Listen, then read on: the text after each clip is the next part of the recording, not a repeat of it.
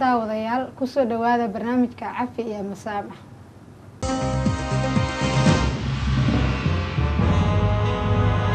Toosinta akhlaaqda carruurta iyo edbintooduba waa qayb ka mid ah mas'uuliyadda waalidiinta saaran. Hase ahaatee canaanta aan loo meel dayin waxa ku waxyeeloobay carruur badan.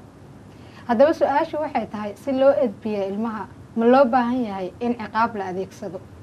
Qisada aan idiin soo gudbinayno waxay ku saabsan tahay wiil dhalinyaro ah oo labadiisa gacmood ku waayay ciqaab ay eedadiisa ciqaabtay kadib markii uu lumiyay ari la raaciyay. balse marka hore nala daawada sidee u eg tahay nolosha Cabdirasaaq Warsame Axmed oo barnaamijka marti noogu ah.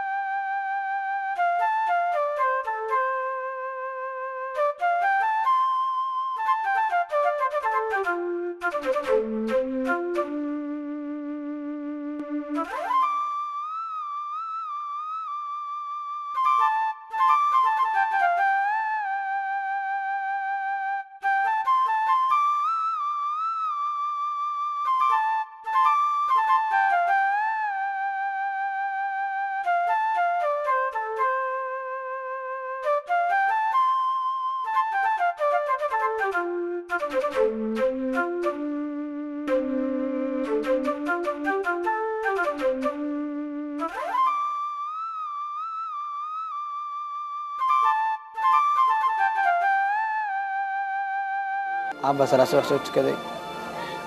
oo imaaday dhakhtarka imaaday igoo socday imaadeen ninka hal isoo qaado dhaay hal igeeyo sariirta la geeyay bis hadal waxa igu dambeeyay maaragtay abo ilmaha isaga celinaa hadi gacanta laga jaro gacmaha laga jaro marka waxa dhaay macaan wax ku taabaayo ma lahane wax ku soo aadayo ma lahane niyada qeer u sheeg.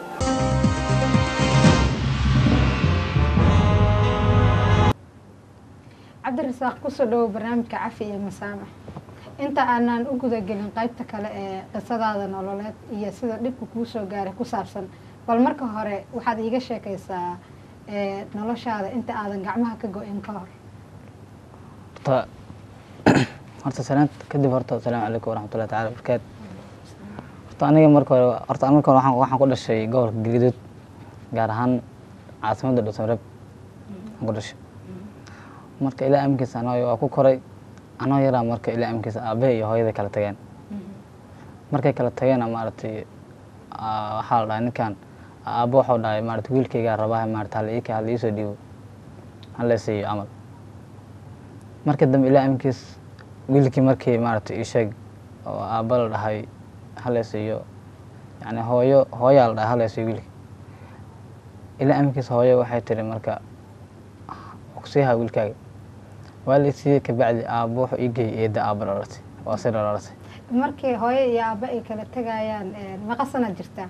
wallaahi waa yaraa horta ani markaas ma xasuusto, haye laakiin nin la sidaa ahay markaas aday haye si ani maarata hadalka sheekada aan maqlay haye yani waa la iga sheekeeyey sheekada aabba iga sheekeeyey yani markii arrinta ugu dhacayso haye waa iga sheekeeyey aabe. haye marka adig nin la sidaa ahay markaas oo hooyo sido markaas maaragtay cana la sii hayo waa gartay. eeddaa lagu geeyey marka? eeddaa la ii geeyey haa. haye eedda markii la ii geeyey ilaa aminkiis aday eedda waa meesha waa ku koray nin weyna noqday. ilaa aminkiis ariga u raaci jira marka haye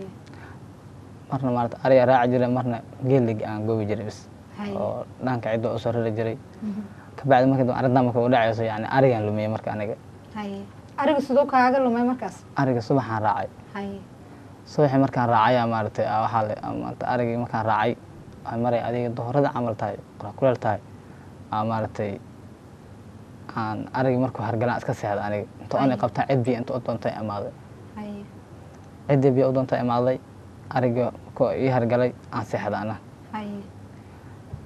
biyaha ka soo qaatay cidda waa imaaday arigaa la seexday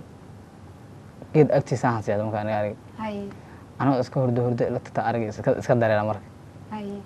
arigii markuu dareeraya maarata adi mar dambaa soo kacay xilli dambaa soo kacay laakiin aan soo kici jirin haye oo yani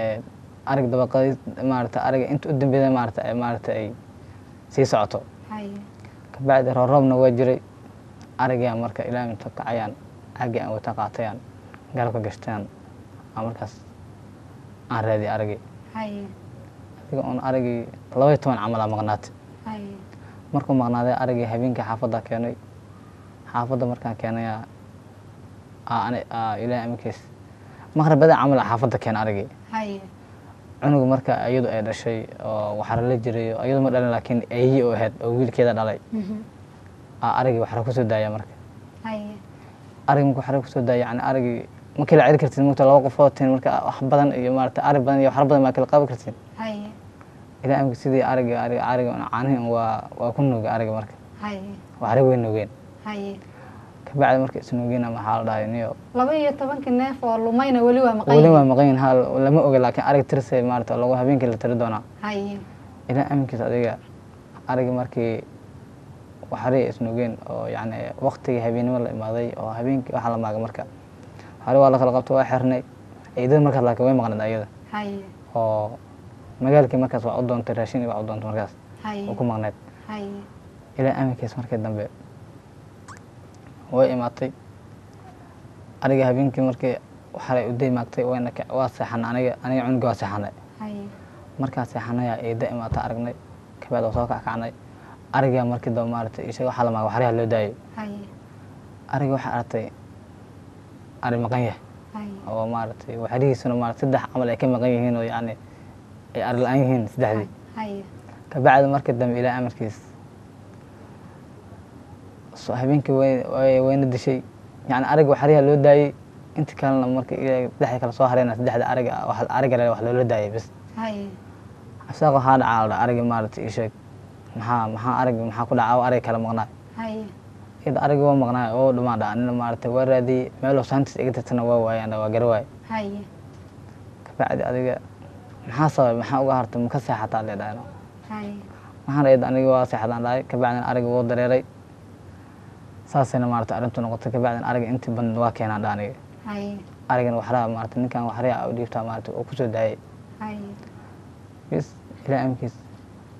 waxraa ariga loo daayay. markii loo daayaya maarata ay waxay dhahday aan seexa magnay inta casho karsanay haye casho karsana aan seexa magnay. haye marka adiga aan seexan isla adiga saacadooyin waa hurda camal ay ol nagu jafta. haye aniga marka waa cararay booda ka booda marka. haye markaa cararay ilaa amkiis habeenkii meesha iska seexday. kabacdi markii dambe ilaa amkiis adiga kabacdi markii dambe subaxii 2 saac mareeta xaafadda imaaday ayadoo ka maqan raashin iyo waxaan ka degdegay ilaa amkiis wiilka igu imaadano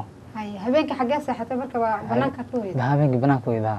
wiilka eedda dhashana inta la egyahay nin weyn ma masal nin weyn waa wiil weyn waay nin weyn waa adiga daada markaas wuxuu jira amar ah 25 jir meelahaas oo 3 sano meelahaas oo ahay taraga waa weyn oo ahay lafta leh kabacdi markii dambe ilaa amkiis ka cararay subaxii adiga markaas agteeda soo qabteen baan inta ka cararay maarta oo soo qabtay markii soo qabtay adiga 2 saac amal ahayd iyo bar amal waa ka cararay oo soo qabtay markii 2 saac iyo bar subaxnimo subaxnimo ahayd oo soo qabtay markii soo qabtay cunuga kalena asagana maarta hal mar aan la wada xiraba cunuga kana soo qabtay ana asag hal mar aan la wada xiray ana marka xarigi gadagadaal igu xiro marka iyo xabadka dhulka laga dhigay oo laba gacmo la isku xiray kabacdi xariga isku jijiidano anay oo inuu iga tan baday marka inaad baxsataa isku dayay inaad baxsataa isku dayay marka xariga inaad iska bixi karo iska furi karo camal isku dayay waana oynay hadii markii dambe waa mir daboolmay kabacdi markii dambe waa la joogay hadii mar isla 6 saac bar cunug kale xarig laga furay xageed ku xiran tahay marka ma meel banaan ah geed caadi ku xiran oo banaan hooskiisa aan ku xiran geed caadi oo banaan oo xaafadda u dhow aan ku xiray kabacdi markii dambe ilaa amarkiis wiilkan ka xalag laga aniga adiga 1 saac amal iyo bar amal kala dambeeyay 2 saacadood amal kala dambeeyay 8 saac amal laga furo aniga xarigi ilaa amarkiis markii laga furay meel la jiifiyo waxaan arkay anoo meel barxada aalo oo mir aan lahayn markii xarigi laga furay ee aad soo miirsatay sidee wax ahaayeen gacmahaaga markaas dhib miyaa gaarsiisay dhib way gaarsiisay way barareen be laftii maarta wax gaareen be gacantoo baratay oo yani waxaan arkay soo bartay lafta kale xiranta arkay marka arkay ilaa amkiis maqrib ee ahayd ilaa amkiis waa iska joogay mir ma ana kici karin xataa tawaran xataa ma lahayn yani culaabta gacantay waxaas arkay mugtay يبرك جمعها صار وليس أنك دريمة هذه مدة أنا أسلايا أفر بلادنا ما كان سيصدح بلاد يبرك مريته ماشي أنا جوجنو مركي دم مرة دم على صوت درا مركي تعرفين تفرنت مركي بلاحظ ماشي جوجتو جمعها حالك سلوها إلا وكسر درام بقارن يمارت إيش عنده ويف فرشتي ويهشاش قضي حمين حتى ودادي رتاح مركز marka adii mara iga doobneed marada laakiin subaxii aa lagu duubay adiga 6 saac amal waa lagu furay hadana mid kale lagu duubay marka saas ahayd adiga qalajina waa cunay waxa ka tiri waay markii dambe adii waa la soo waday gaariga lagu soo qaaday gobolka aabo oo deganaa la keenay ka bacdi markii dambe markii la qaaday aabal igay maaratay waxaa la dhahay aaba markaas imaada marka laamiga meesha aabe markii lagu geeyo waa ku soo laaban doonaa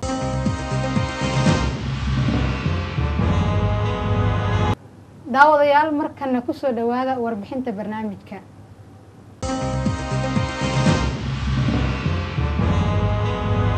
daawada cafisku waa marka aad si ku talagal ah u go'aansato ka gudbidda nacayb caro iyo colaad aad u qabto qofku dhibaateeyay adiga oo aan u eegin in qofkaas uu cafiska astaahilo iyo in kale markaad qof cafinayso macnaheedu ma aha inaad iska ilowdo ama aad iska indhatirto wixii dhacay iyo dhibkii ku soo gaaray balse waa inaad naftaada ka xoreyso xabsiga aad ugu jirto nacaybka iyo ardoonka qofka ku dhibaateeyay kaliya marka aad si dhab ah u cafiso qofkaas ayaad awoodi doontaa abuuridda nolol cusub oo ka madax bannaan carada iyo nacaybka ka dhasho waxyaalo horaan ku soo gaartay haddaba sababta aad u cafinayso ma ahan qofkani in uu istaahilo cafiska ee waa inaad adigu mudan tahay fursad labaad cafinta iyo saamaxaadda aad qof u fidinayso waxay muujinaysaa wanaag iyo deeqsinimo wanaaggaasna waxaa fali kara keliya qof shakhsiyad wanaagsan oo jacayl iyo dadnimo dheeraad ah xambaarsan qof naxariis badan oo qalbi wanaagsan islamarkaana damiirkiisu nool yahay waxaa cafis fidin kara qof og islamarkaana garowsan in aadanuhu qaldamo wax kasta oo dhacana ay qadar rabbi yihiin dadka qaar ayaa laga yaabaa inay moodaan in cafisku sahlan yahay, haddaba sidaas ma aha. In la cafiyo qof waxyeello kuu geystay ma fududa. Sidaas darteed, qof karti iyo itaal qofnimo leh keliya ayaa awooda in uu wax cafiyo. Waxaa intaas dheer, inta aan weli xambaarsannahay xanuunka dhibaatooyinkiina soo gaaray, waxaan ka mashquulnaa horukaca iyo horumarinta nafteenna. Sidaa darteed, marka aan aqbalno iskana cafinno wixii nagu dhacay, waxaan awood u yeelanaynaa inaan aragno albaabada fursadaha ee na hor yaalla. Waxaan bilownaa dib u cusboonaysiinta nolosheenna. Caradu waxay la mid tahay dab baxaya oo ka shidan gudaha qofka caraysan. Sidaas darteed, waxay marka hore cuntaa qofka xambaarsan inta aysan u gudbin kan sababay. Si taas la mid ah, nacaybku waxba kama galo yaraynta ama khafiifinta dhibkii dhacay, balse wuxuu sii kordhiyaa xanuunka iyo uurkutaallada dhibanaha. Ugu dambayntii, daawade, waxaan kugu waaninaynaa inaad cafiso qof kasta oo ku dhibaateeyey 2 arrimood dartood. U cafi si aad ugu guulaysato inaad si buuxda uga soo kabsato waxyeelladii ku soo gaartay. Sidoo kalena u cafi si Ilaahay kuu cafiyo. Haddaba walaal, badi cafinta addoomihiisa si aad Alle ugu dhowaato.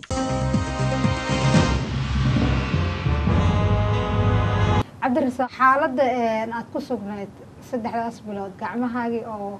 aad maaragtay u dhibaataysan, oo sida aad noo sheegtay dhaawac culus uu gaaray oo xaaladooda ay xun tahay, daryeel caafimaadna aadan haysan. xaaladaas sidee ahayd markaas? Wallahi horta xaaladii markaas horta si ku sugnaa horta alla og. Laakiin maaragtay anigu waxaan isdhahay waa tan maaragtay waa ka bogan doontaa. Ilaahay meel qaar qaba ku geeyo isdhahay markaas aniga. eedda xaggeeda maxaa dareemaysa maadaama ay ayadu sabab u ahayd in gacmaha lagaa xiro kadibna dhibkan yimaado? maxaa dareemaysa? Walaa horta murug aad u weyn waa dareemayay. Yacni maaragtay haddii gacantan ay si in kaa noqoto murug waa dareemaya horta. maxaa samay doontaa? maxaa maaragtay shay hadhow wax ku qabsan doontaa? way i gashay. oo yacni maaragtay eedda xaggeeda eedda cuqdad ma u qaaday? horta cuqdad waa i gashay, maray i gashay. laakiin kabacdi niyadii saafiyan ka dhigay markaas aniga. markaas ay ku gashay dareenkaaga sidoo ahaa nooga sheekay wax yar. dareenkii wallaahi horta waa murugaysanaa markaas aniga. yacni nin murugaysana maaragtay ii sheeg waxyaaba badan ka fikiraa. nin yahow maxaa ku samaysaa marar qaar xataa waa i qabatay. maaragtay iska dhaaftaa oo ilaahay dartiis ma iskaga dhaaftaa waa i qabatay. oo yacni maaragtay wax walbana maaragtay ilaaha qoray. marka ilaa aminkiis adiga markaan soo qaan gaaraa markaas maaragtay waxaas oo dhan igu soo dhaadhicin aniga. waayahay marka eedda markii lagaa waday oo ayay lagu geeyey kadib ayay meesha joogto wax lagaaga qabo waaye waxaa lagu geeyey aabe gobolka kadib maxaa dhacay? aabo gobolka markii dambe ilaa aminkiis waa lii waday aniga marka. markii la waday aabbaa la ii keenay. aabbaa warku soo raacay dhosaroo la geeyey. dhosarooka la geeyey gacantii waa la baaray isbitaalkii cabdibare dhosareeb aa la ii geeyey. cabdibare markii la ii geeyey isbitaalka la geeyey waxaa la dhahaa ninkan waa la baaraa horta gacantiisa. way baareen. waxaa la dhahaa ninkan gacantiisa maaragtay buufinna waa uga daalnay goyn waayaa la dhaha. beri allaana gaarsiiyo. gacmihiisaad ka wadaa labada gacmood? labada gacnood labada gacnood goyn waayaa la dhaha. ilaa aminkiis markii dambe waxaa habeenkii xaafad meeshaan seexanay. isbitaalka gudihiisa seexanay. markaan seexanay aabaha ilaa aminkiis markaasaa mir cirbad adiga waxaa lagu dhuftay soxtina laakiin oo mirka laakiin maaragtay i joogo waxaa lagu dhuftay. adiga 1 saac camal xanuun baabiya camal lagu dhuftay. oo xanuunka iga baabiinayso yacni maaragtay wax dhan aan dareemeyn. laakiin ma seexan karin wallaahi habeenada kale xataa ma ana seexan karin. maxaa u seexan kari weyse? maxaa yacni dareemaysa? cuncun iyo gacanta xanuunkeeda iyo cuncun iyo tasxe iyo dhasaa ku dhalno gacanta. marka cuncunkiyaa dareemaya marka aan dareemaya marka. markaas cirbad adiga maaragtay xanuun baabiya lagu dhuftay. markaas caadi waa mar waa seexanayay waa soo kacayay ilaa inta adiga saacadooyin ugu jirta markaas. aabbaa iskala sheekeysanayay. aabba waa gacantan laga jiro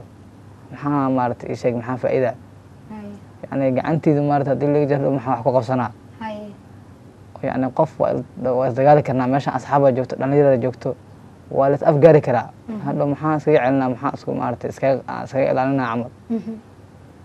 maxaa iska difaaca bis ilaa aabba waxuu dhahay niyow gacantaada ilaahay wax kuu qor waa arkay qofka la dagaalaysa ma lahane niyow isdeji camal adigu gacmaha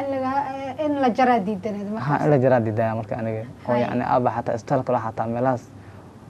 waddanka noo dhow xataa ku yaal xataa maan tagna xataa waa dhahay hadda aabo isbitaal hadda meeshaan dhow ma hayo dhahay marka baabuur dheerna maarata oo tagi kara malahan oo yacni markaas waddanka maarata ii sheeg laamiyaasha marka ma aqaan adiga oon si ahaayeen marka ilaa amkiis adiga markii dambe ilaa amkiis habeenkaa seexanay go-aankii ada hadalkii waa iska duceystay waxuu dhahay niyadaada khayr u sheeg wada aabe hayaan dha aabe waa joognay waa cashaynay cashada xataa wallaahi ma cuni karin aniga af kale la iigi gelinaya markaas nin soo kici kara xataa maya waa laysoo toosinaya ilaa bis qoorta laysoo qabanaya waa laysoo toosinaya bis markii lasoo toosiyay ilaa aminkiisa adiga kabacdi markii dambe waa cuni jiray canjaro waa lasii jiray quraacdoo kale aab markii la keeno waa cuni jiray musqusha xataa aabba ay gey jira ani markaas oo laakiin gacmanta weli laygama jiran markaas dhaawac waaye dhaawac laakiin waxaan ku qaban karin waxaas in la ii habey jiray adiga subaxyaa la gaaray isbitaalkii waa dhakhtarkii u imaaday waa la saaray saalada saas la ii saaray hadalkii waxaa ka soo baxda marka aabo ilmaha maxaa isaga celinaya ilaa weli waxaad ka walwalaysaa haddii gacmaha lagaa jiro sida ilmaha isaga dadka isaga celinaya yani maarata qofkii maarata ku gardira sidoo kale aan bini-aadan waa taqaanaa mogta wuxuu yahay marka qof dabeecad isma keeni karaan dad qaar isma keeni karaan isma fahmi karaan laakiin qofku garanaya jiro laakiin ku tixgelinayo bini-aadan isma maaha marka ilaa amkiis waxuu dha aabo waxaas niyadaada gashan maarata wax waa baro doontaa heer waa gaari doontaa awaa meel fadhiya waa lagu arkaa dhimanaa dhaabaaye gacanta markii hadalka intaasa igu dambeydaba aniga kabacdi waa la sooxeeyey markii la sooxeeyey maarata ii sheeg la sooxeeyaa gacanta aa layga jaray marka cirbadii aa ka soo kacay oo socdinta iga baxday aan labada gacmo fiirshay faashidaaba ku xiran bacdaana waa go-an yihiin waa go-an yihiin ma nixin wallaahi saasaa u fisha labada gacan waa arkay alxamdulilah aan dhaaniyo aabba siduu kuu sheegay waaye niyadaada maaragtay wixii kugu jiraba qarso bis ilaa aminkiis waxaan dhaa tan waa ka baxa aan isdhaa marka aniga kabacdi meeshaan ku baananay adiga muddo 2 bilood iyo bar camal aan isaga ku jirnay bishii 3aad camal aan soo baxnay gobolka aabbo u deganay aan u imaanay meeshaan ku baantay oo hilib oo maarata meeshaan ku baan qaatay oo gacantii soo xobol soo dhayaayo oo markaas oo joogo asina oo joogo dhakhtar kale joogay farmashi ah isu dhay kaniyaashii wax dhan waa yaaleen cirbada waa lagu dhufanayay markii waxaan ii dhamaadeen oo baanta ii dhamaatay mid abtiga asbarana markaas inta baanta kuu socotay iyo markii gacmaha lagaa jaraayay iyo inta waxaasoo dhan ay socdaan eedama isla xiriirteen maya islama aan xiriirin markaas xiriir xataa waa gartay laakiin telefoon ma jirin markaas telefoon ma jirin wax jira ma lahayn eedda iyo wiilasheeda wiilkii fariinta soo diray iyo kii ku xirxirayba isbitaalka cid kugu timid ma jirtaa inta isbitaalka ku jirta labadooda wax igu imaada ma lahan maamada xataa ima imaan marka waxaan miyi ahaayeen maamada eedaad ka wadaa haa eedan ka wadaa eedan ka wadaa marka eedadooda ma isa imaanin wiilkeeda weynna ma usa imaan kan kaloo oo ka yarna ma usa imaan asina oo kii aniga xiro waay kan asi ka yar ma isa imaanin intaba saddexdooda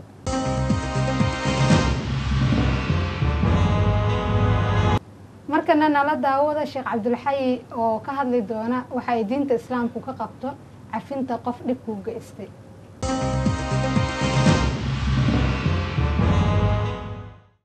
بسم الله الرحمن الرحيم الحمد لله والصلاة والسلام على رسول الله وعلى آله وصحبه أجمعين qof dhib kuu geystay in la iska cafiyo fadliga ay leedahay aad ayuu u weyn yahay islaamku wuxuu inoo jideeyey 2 arrimood hadii qofku wax loo geysto in yani waxa asaga ku jira oo xanuunkii loo geystay ah inuu iska bixiyo oo qofkii xanuunka u geystay xanuun la mid ah uu u geysto taas waa min baabkii ahaa wixii qofka loo geystay wax la mid ah wajazaau sayi'atin sayi'atun miluhaa ayaa la yidhahdaa. arrintaas way bannaan tahay oo halkaasaa laga bilaabay. hase yeeshee waxaa la raaciyey intaas markii la sheegay oo ilan diintu in la isdulmiyo ma ogolo. qofka daalimkaee dadka dulminaayana haddii aan la iska celinin oo dulmiga naga daa aan la dhihin, dadki ayuu sii dulminaya oo adduunka dhan ayaa wada fasaadaya, sida ilahayba uu tilmaamay walowlaa dafcu llahi innaasa bacduhum bibacdin. haddii ilahay dadka uusan isku celcelin lahayn dhulkao dhan ayaa lafasadat ilardu, dhulkii ayaa fasaadi lahaa, waata ilaahay u leehay. haddii marka qofkaas la joojinayo intii uu sameeyey in la eg lagu sameeyo, waa meesha hoose way bannaan tahay. ilahay aayadda wuxuu kusii yidhi faman cafaa wa aslaxa fa ajruhu cala allah. qofkii iska cafiya oo intuu cafiyo weliba haddana sii wanaajiyo oo laga yaabo qofkii inuu wixii uu ku sameeyey waxba kuuma haysta intuu yidhi keli inta aan ku joojinin hadiyad bu usii geeye oo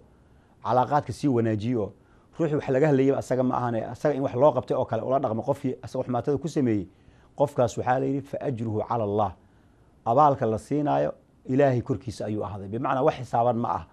oo lama dhihi maalan wuxuu leeyahay intaas. haddii intaa la yidhaahdo si kastay u badantah haddana waa wax meel ka bilowda meel ku dhammaada. laakiin maba la bilaabinba oo meeshaasay ka bilowdan meeshaas ku dhammaadanba lama dhihin. qofkii iska cafiye oo hawlihii wanaajiya,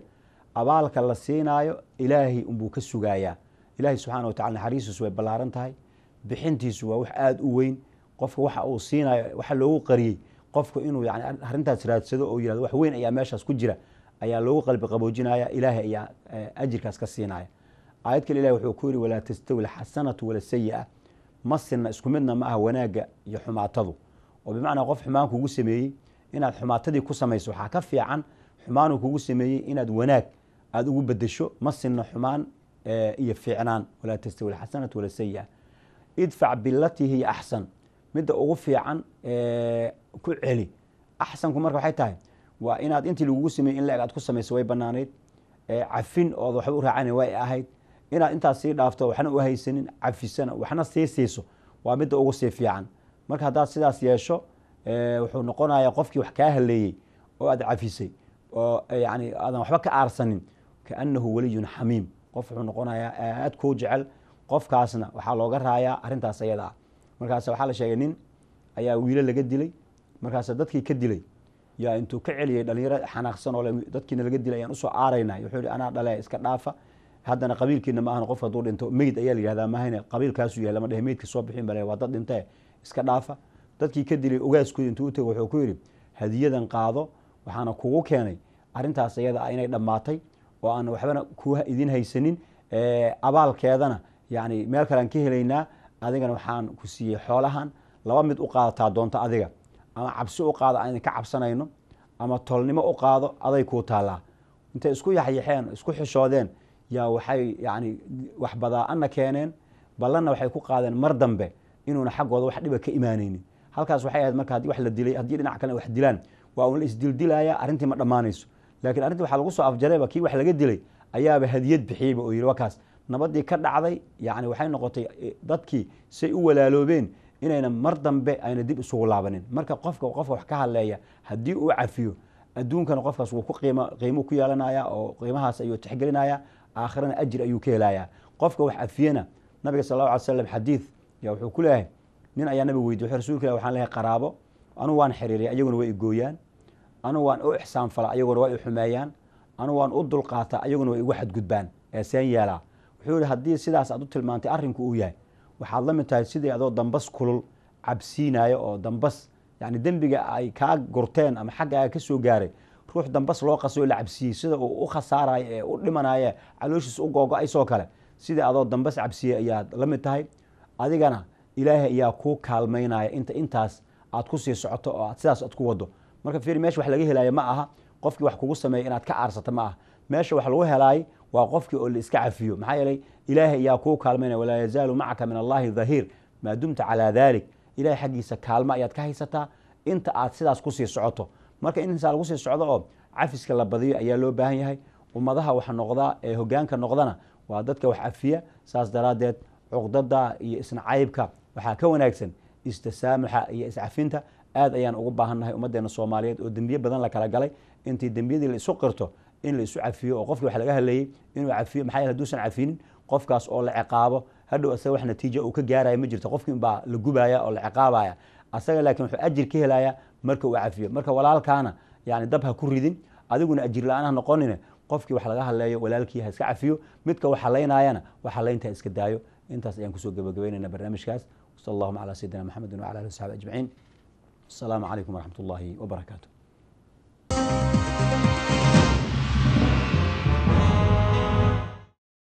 aabbo waxaa loogu sheekeeyaa tiri in masku cunay loogu sheekeeya laakiin aabbo goorma ogaa doonaa inaysan mas ahayn yani hadalka waa la ogaada waa loo soo sheegay asaga nina usoo sheegay oo yani meesha anay ugu arkay oo yani anoo oo xariga uu xiran yahay ugu arkay aa usoo sheegay fariin loo soo sheegay waa loo soo sheegay laakiin aniga inuu aniga arkay in kale ma aan ogeyn aniga miyad an ma aanin lahayn laakiin way kor imaaday miyaa maaqaan adi jidkoo maraayay waa loo sheegay laadi dad aan u sheegay aabe waaya kadib marka waa baanatay eedda iyo adigana wax xiriireedina ma dhex marin inta baanta iyo mana dhex marin aabe iyo eedda xiriirkooda sidoo ahaa wallahi horta markaas aabe iyo ma dhex gelin laakiin aniga qaasaanta haddaan ka hadlo ma isoo xiriiri jirin dadkaas isma aan xiriiri jirin laakiin adeeg un meeshii markii maanta ay dhammaatay oo asxaabtii la dhex galay waxaan niyadda gelinay dugsi hadda iska dhigatid waa okay qur-aanka kalaamka alla haddaa bartidna waa waxa ilaahay maarata isheeg carabkaaga maarata isheeg u fiican markaas ka hor dugsi qur-aan iyo waxbarasho midna maada tegin ma aana tegin markaasa igu horeeda ani aan tago markaan tegey macalin oo la dhaho macalin ciise allah u naxariista hadda inuu dhinta umalena gobol ku geeriyooday ii dhigi jiray marka dugsiga kuu dhigi jiray asaga ii dhigi jiray waa tegey wuxuu dhaha inaan wax barato ma rabtaa haa an waxaan dhaha aniga inaan dugsi qur-aan dhigtaan rabaa qur-aan barto maaragtay kabacdi markaa dhameeyana maaragtay ardada aan maaragtay aan kabiir ka noqdo oo dugsiga maaragtay meel weyn ka soo baxo bis masaana jecesha dha see wax qori oo dhaa marka waxaan macalin waxaan dhahay horta qortaa maana baranaa dhahay laakiin hadda isku dayahaan dhahay inaan wax qori kara in kale falbarka in la baraa rabaa in wax le maaragtay le tusaan rabaa waxaan dhaha horta adiga ayaan bal joog ayaan dha ustaadi qur-aankii adiga macalinku ii qorayay marna kitaaba ka qaadi jiray adig dugsiga intaada tegin ka hor ma ka baqday in aad caqabado kala kulmi doonto qaabkii aad qur-aanka u dhiga lahayd maadaama aada laba gacmood lahayn maya niyadda ma isdhehen maaragtay caqabado kale maad la kulmin laakiin yani markaasoo kale adiga waxyaabaa iska jiray markaan musqusha tegayoo kale iyo aabale markaas ila joogay oo yani xaafadda mar adiga iskasoo baashaale magaalka imaanayo xaafadda bisla ahayd markaan wax u baahdana xaafaddaa tegi jiray oo reerka oo ii sheeg aabbo oo qaba iyo marka mar walba waxaad u baahneed in lagu caawiyo sida marka suuliga markaa suuliga aadayo kale aabba la soco jiray mar kale maaragtay ii sheeg oo yani wax doon la dhaho kale waa dooni jiray waa keeni jiray aabbale markaas marmar raaci jiray marmarna anaaba dooni jiray markaas markii dambe ilaahay dugsiga qur-aana tegey qur-aankii kala barki markaa gaara macalinka wuxuu dhaha loox iska dhaaf dugsiga markaad tegaysa ardayda dugsi qur-aanka jooga ee kale sidee ku arkaayeen wallaahi wiil yar oo labada gacmood ka go-an oo le qur-aan aan baranayo markuu yimid wallaahi falcelintooda sidee ahayd wallahi horta waa in badan way dhiirigeliyeen laakiin ra'y ahaantii aniga waa ku farxay markaan arkay ilmo yaryar oo xataa aniga iga sii yara markaan arkay oo wax baranayo dugsi qur-aan joogo oo kuwa facayana ay joogaan oo yani iyukiina maaragtay ay mar dugsi ka cararayaan oo yani maaragtay saaxiibtinimo xataa iskugu dhoweyn aan arkay dugsi ka carari jiray aan xataa waxaa dhihi jiray niyahow anaaba hadda saan oo maaragtay ii sheeg qur-aanka baranaaye adna macalinka dugsiga waan ka dhumanaya dhihi jiray xataa walaa qur-aanka adi kala barkaan gaaray inta aad qur-aanka dhiganayso macalinkaa kuu dhigi jiray macalinka ay dhigi jiray macalinka ay dhigi jiray markaas laakiin markaas agtiisaan bara doonaa ilaa aminkiisa qur-aankii waa kala barka markaa gaaray waxaan isbaran mid abtigay oo hooyale ilma adeera laakiin koro ii yaqaana ani ma aqaan asigu ii yaqaana laakiin waa loo sheegay in badan looga sheekeeyey miyaa ma aqaan ma garan laakiin wuu ii imaaday waa isbaranay meel bulshada maqaaxiyaan isku baranay ilaa hadda xamara jooga abtigaas wuxuu dhaha niyahow wax ma qortaa saa dhaa maya shaah ma cabtaa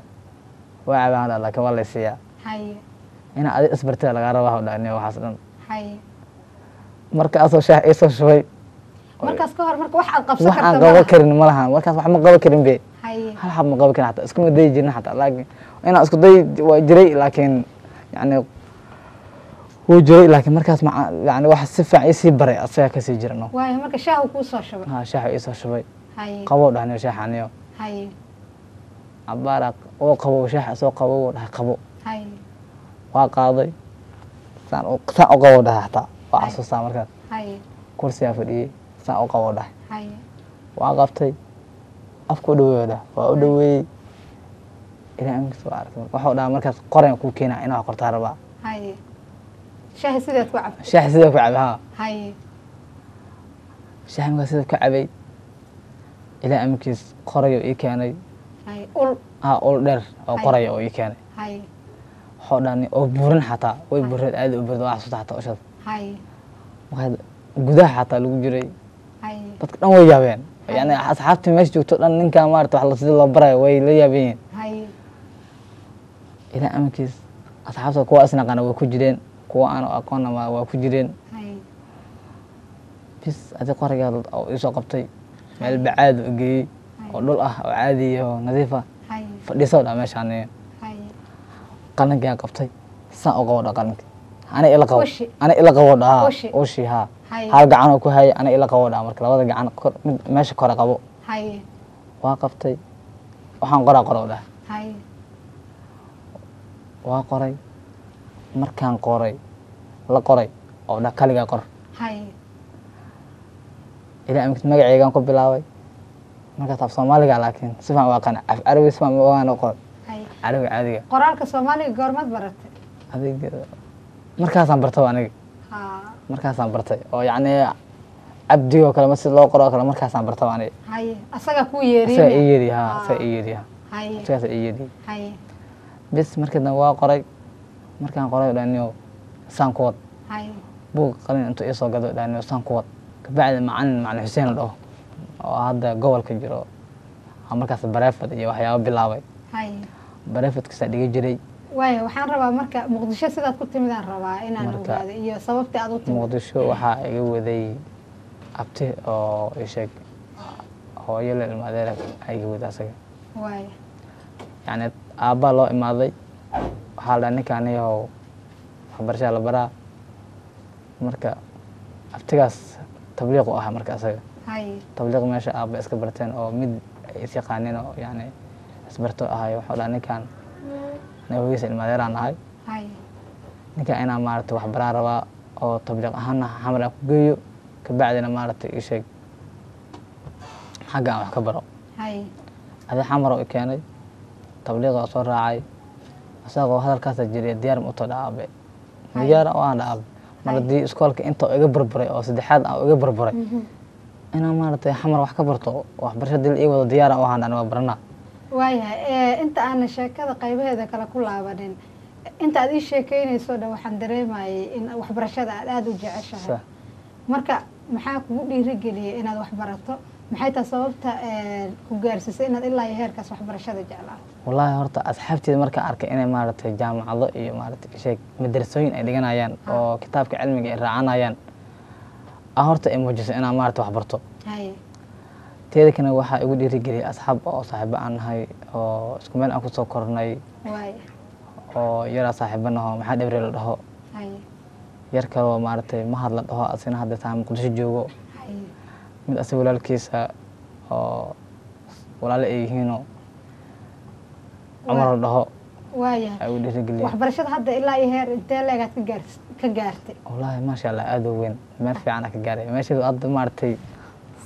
sare ma jooga laakiin dhexaadkii loogu talagalaan xageed jooga maraysaa waxbarashada hadda form 3 hadda ah dugsiga sare dugsi sare form 3 hadda ah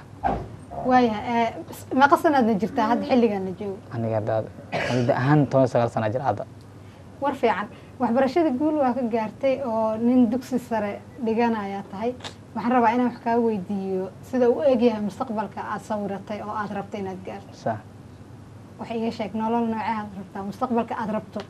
wala horta aniga noo horta sifee sidee u egyahay mustaqbalka horta aniga aan rabo horta duu ilaahay gaarsiiyo horta marka hore waa inaan labada waalid ka duceysto haye oo labada waalid oo maaragtay dhibkan maaragtay oo soo maray waxbarashadan ila soo dadaalay iyo abtiga ilaa haddeertan ilaa haddeertan ii waday waxbarasho oo yacni imaalgelinaya aniga juhdiga maaragtay gelinayay oo saddexdaas waalid aad u weynaa maaragtay horta ugu hambalyeena aad u weyn intana waa ka salaamaa waaya waan u hambalyeena in badan waaya maxaad rabtaa inaad noqoto waxbarashada kadib wallaahi horta shaqo waxbarashada nooceead rabtaa inaad qabato aniga horta ay ahaanteyda waxaan jeclahay maamul inaan noqdo haye maxaad ku doorata maamulka wallaahi maamul waxaan arkay aniga ra'yi ahaanteyda horta si walba maaragtay horta qofku hamigu leeyahay waa inuu maaragtay horta u fikiro soo maha aniga waa fikiray marka waxaan arkay in maaragtay asxaabku iyaho oo asxaabta qaali igu ah inay maaragtay meelaha qaar ay xaafisto fadhiyaan oo yacni kuwa iskuulka xataa ila dhiga jiray xataa maaragtay ay hadda ay maamul yihiin oo meel walba ay joogaan intaba waa ku kalsoonahay marka maamulnimo management xisaabtaas aan u yeeloyaa awgeed oo yacni aan barto jeclaha inaan maaragtay maamul noqdo waaya waxaad tahay nin dhallinyaraa oo hamiga nolosha uu ka leeyahay iyo niyad wanaagiisa markii la fiiriyo dad badan dhiiri geli kara sax waxaa jira sidoo kale dad badan oo ayagoo lixaadkooda dhammaystiran yahay aan ka faa'iidaysanin oo sidaad wax u barata aan wax u baranin iyo kuwo kale oo xoogaa markii nusqaamo ku timid oo ay waayeen qaybo lixaadkooda ka mid ah waxbarashada iyo nolosha ka niyad jabay maxaad rabtaa labadaas noocee dadka ka mid ahba inaad u sheegto wallaahi horta kan gacmaha la ninka maanta gacmaha la iyo kan gacmaha le lixis laxamtaam yihiin maanta same baan nahay haye waxaan kala dheernaa ma lahan laakiin wax walbo qulubta maarad qalbiga horta wax walba la iska dhahaa iyo aqliga waaya qofka maskaxda ku jirto hadduu fikiro oo dhahaniyo maanta maxaa qabsan kartaa saaxiibkaaga maanta maaragtay wuxuu qabsaday wuxuu baranayaa hadda istira oo niyadda aad gelisid adiga inaa maaragtay inaa wax baranaysid saaxiibka inuu wax baranayo aa niyadda isgelisid adna inaa maarata ka daba dagtaa la rabaa marka waaya marka wallaahi kan lugaha la iyo kan gacmaha la iyo kan lixaad leh sagaal bilood ku wada dhasheen waaya qofku hal sagaal bilood wada dhashay nin maaragtay isheeg maaragtay wax kala horeeyay ma lahan hal qof oo maaragtay isheeg teemkiisaba qof walba teemkiisa ku dhashay sagaal bilood lagu dhashay waaya waxaad leedahay marka dadaalaa lagu kala dadaala lagu kala hormaraan laya marka aniga iyo maaragtay iyo aqli gooniya iyo maaragtay fikri badan iyo wax aqrin badan lagu kala maraa waaya hadda noloshaada waxyaabaha caqabada aad kala kulanta ma jirtaa waxaan ku arkay adigoo mobilka isticmaalaya waxaan arkay waxaad aad u isticmaashaa baraha warbaahinta bulshada oo kale waa isticmaashaa sax wax iga sheekee sidee ay ku suurto gashay in mobilka aad ka maaragta xawli badan tahay qof labadiisa gacmood leh marka aad fariimaha qorayso kale wallaahi horta aniga mobile markaan baranayo niclan ku bartay haye geemka si loo dheelo sida maaragtay like loo shido aan ku bartay kabacdi adiga telefoon isoo galaadana wuxuu ahay 310 haye yacni sida wax loogu shubo sida wax loo firo maaragtay sida markaas aniga marka aan mobile si fiican barto markaan waxaa nimid gabagabadii barnaamijkan kasoo ag dhawaanay sax sax waxaan rabaa inaan ku weydiiyo horta eedda xiriirkiina sidoo yahay wallaahi taariikhdaas dheer kadib oo xamar timid oo wax baratay ilaa ma isla hadda xiriirtaan xiriirka adiga iyo eedda idinka dhexeeya sidoo yahay ilaa hadda mar la iswacnaa bis waayo waxaan kaa rabaa in aad ii sheegto haddii eeddo maanta ay kusoo hor fariisato kursigan aan fadhiyo ay soo fariisato maxaad jeclaa lahayd inaad ku dhahdo wallaahi maxaad u sheegi lahayd eedda waa waaninahay horta marka hore maxaad ku waani lahayd in maaragtay horta amarkan horta ilaahay xaggiisa horta ka sugnaaday intaasna maaragtay wax walbana qofka xuunka uu ku dhacayo sidee ku dhacan horta maaragtay lama dhaho laakiin sidee lagu xali karaa la dhahaa haye marka adi qofka niyadda haddii uu ku dhiso yacni uu ku dhisi jiray waa maaragtay laa shaki inuu ku cafinayo waay laakiin qof aan niyadda aan ku dhisaynin oo yacni maaragtay isheeg xiriirkaaga yacni maaragtay waxbarashadooda aan la soconin yacni in badanna maaragtay arrintan ay maaragtay isheeg ay iska socotayo maaragtay waxaan yacni aan dhihi karin qofkiisoo ku sugan yahay xaaladiisa ka warrama taas ewer waaye waayahay qaybta u dambeysa barnaamijka ma doonaysaa inaad cafiso eedada oo sabab u ahayd in labada gacmood ay kaa go-aan adiga oo weliba aada u da-yar wallaahi waa aad weyn ugu maaragtay u jeclahay inaan cafiyo ma rabtaa inaad cafiso ma cafinaysaa waa cafiyey si kale iyo laab ah ma u cafisay si kale laa weliba hadda ilaahay dartiisa u cafiyey